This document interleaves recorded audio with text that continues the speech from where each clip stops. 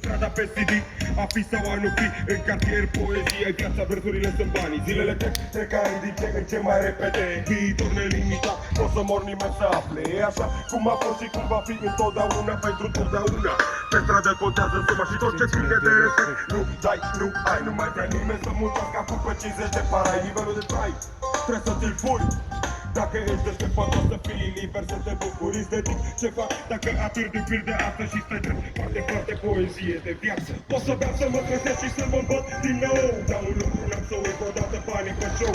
O să dau non-stop și dau din suflet pentru tine. Poezie de stradă despre cei ca mine. O să fumez să mă trezesc și să fumez din nou. Dar un lucru n-am să uit odată, banii pe show. O să dau non-stop și dau din suflet pentru tine. Poezie de stradă despre cei ca mine. Se spune niciun viitor pentru golanii de pe stradă, nimic pentru ei, nimic.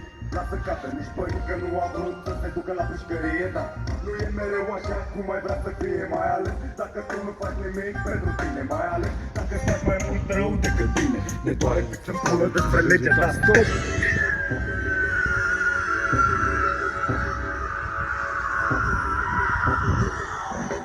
Legea din cartier nu lăsa nimic deloc. Am ales să fac asta fiindcă altceva n-a fost și vreau să fac part din asta pentru că altfel n-are rost. Fără pop, fără rock, fără R&B, fără caport